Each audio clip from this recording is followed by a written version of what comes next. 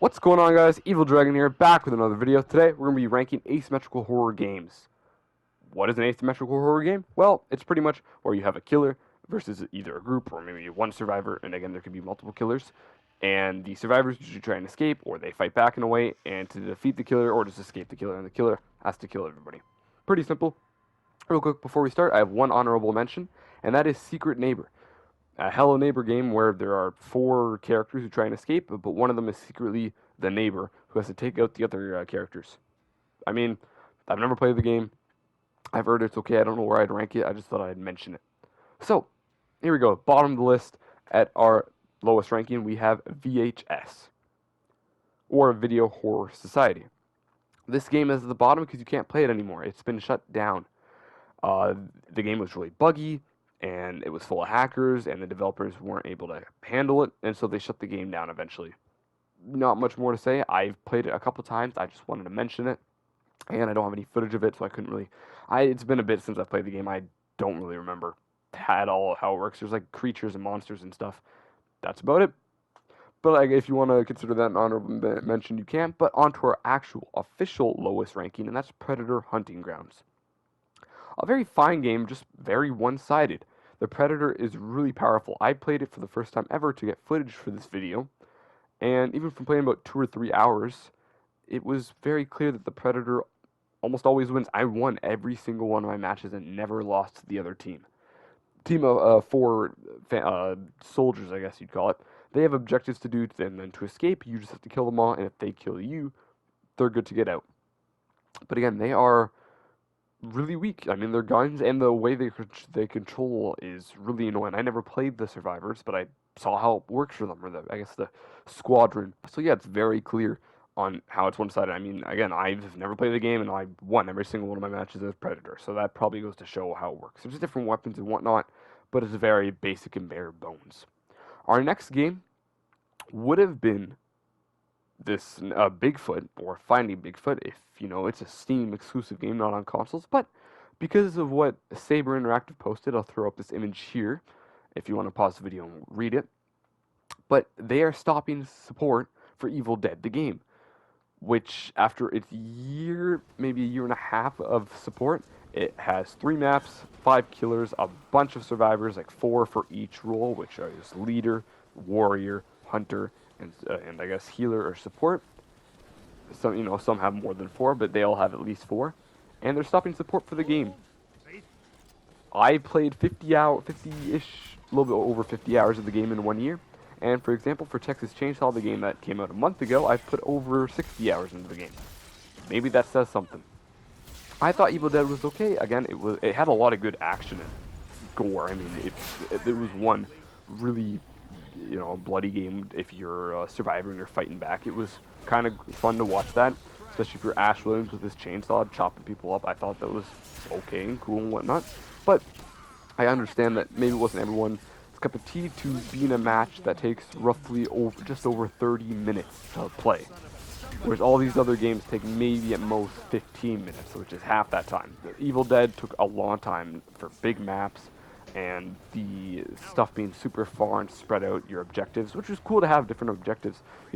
Get map pieces, then get this dagger, then get these papers, then defeat the dark ones, instead of just do generators and escape. You have a lot of objectives to do, but again, I can see why people got annoyed. Yeah, they added demons, and they added 1 map, and they added survivors, and they added weapons, but their updates were so far and few between. Like, it took months between each update, which is normal for certain games. But like, I don't know, like their first update came about a month and a half after, I believe, like their first big update, which added a map. And then it was like a couple more months, and then a couple more months, and a couple more months for adding stuff. Which is a little bit annoying when the demons roughly play the same. Oh, spawn basic unit, spawn medium unit, spawn your boss unit. And they do different things, but, it's kind of sad still to see that the game is shutting down. I thought the game was fine, but it would have definitely been higher if they were still supporting the game. They're not shutting it down, sorry, but they are stopping support for it. They didn't say indefinitely, but I get the feeling it's probably going to be indefinitely.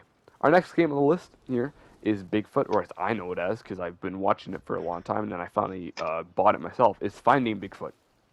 4, I guess you could say, like, troopers or bounty hunters go out and they try and find Bigfoot and hunt him down. Now, Bigfoot, I usually like to play him against an AI Bigfoot. It's just, I don't know, playing against a real person Bigfoot and you can type with them is kind of weird because it's like a creature monster thing. I don't know. It's kind of like why I like Dead by Daylight spoilers and how, the killers wouldn't talk to you. They wouldn't like have casual conversations as they're murdering them. But yeah, Bigfoot, I like going against an AI one with friends or by myself. What you can do, you can play by yourself, which is cool, 1-on-1, or you can go 2-on-1, 3-on-1, 4-on-1.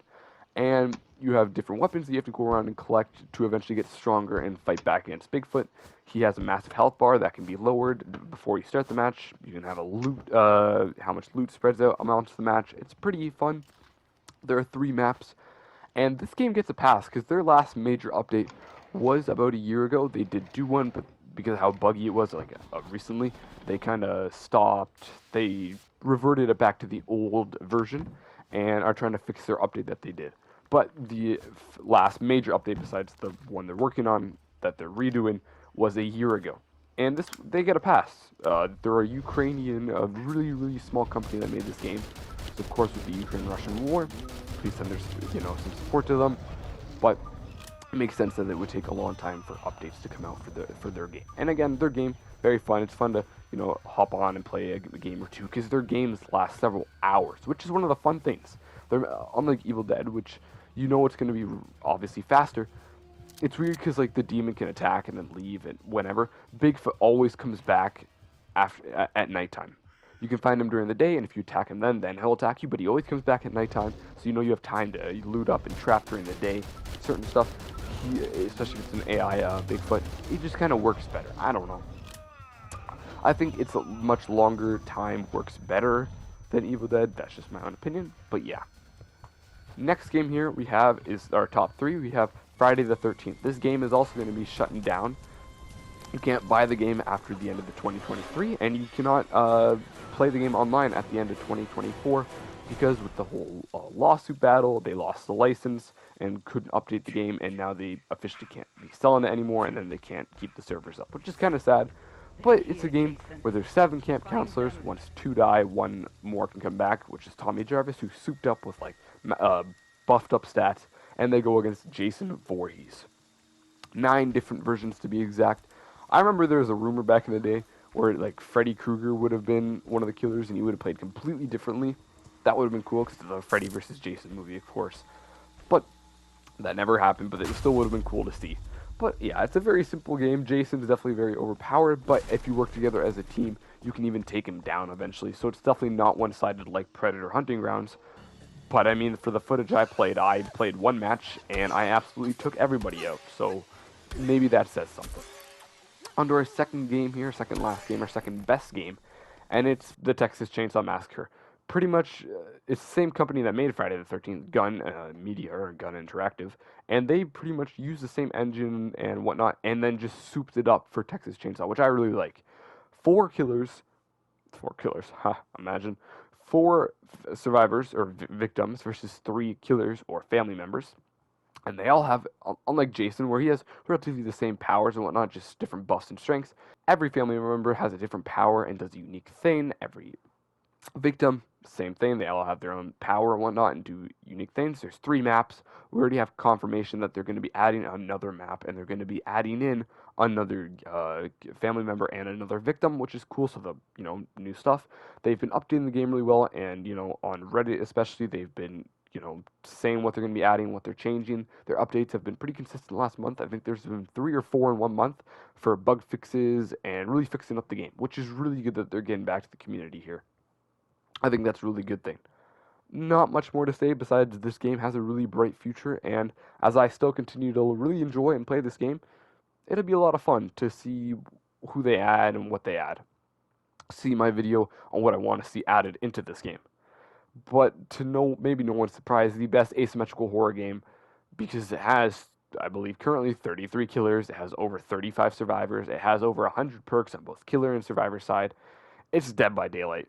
There's over like 20 maps, I believe, and they always are adding every, 4 major updates every year where they add new perks, a new killer, sometimes a licensed killer. Sometimes Licensed Survivor, they add new maps. I don't think anything will ever beat Dead by Daylight for its reign over all these styles of game, I guess. But it's just the cane. Look at Predator Hunting Grounds. They added aliens, so maybe they'll eventually get the license to add Predator. They have Evil Dead, is all about Ash Williams. Ash Williams is in Dead by Daylight. Of course, Leatherface is in Dead by Daylight. All sorts of other licenses, which is a really good selling point. Maybe they'll get Jason at one point now that the lawsuit's settled. And then, why play Friday the 13th? Which, yes, it's a game that revolves around Jason, but Jason's in this other game where there's also Michael Myers and Pyramid Head and all these other licenses. That's one thing Dead by Daylight has going for it. It's a very simple game. All these other games are definitely more complex, like, say, Texas Chainsaw. There are four exits, or on one map, 5 exits you can go for, and that's how you escape. But in Dead by Daylight, it's just do generators, open door, get out. But with the vast amount of killers there are, the vast amount of perks, you really have to, play around and learn almost everything, how every single killer and every single perk works for survivors. So, if you're on the killer side, you learn what they're using and what they're maybe might be using and their items and whatnot. And the match can go any way. Whereas in Predator Hunting Grounds, it's just Predator usually always wins. Or in Evil Dead, it's one really powerful demon wins, or the team of survivors that works really well wins. Whereas in Dead by Daylight, it can go any way. There's always twists and turns. I think there's a reason why this game, you could say, yeah, it's the lawsuit that had Friday, die. But you could also say Dead by Daylight has just been so strong, it's killed off so many other games. But that was my ranking for asymmetrical horror games. I hope you did enjoy. Real quick before we end the video, though, we're almost at 200 subscribers. The goal for the end of the year will be to hit 200 subscribers. I hope that would be really awesome. But yeah, I hope you guys did enjoy this video nonetheless. Maybe leave a like, maybe leave a nice comment down below, maybe hit that subscribe button, tang that little bell, and I'll see you guys next time for another ranking video. Bye, guys!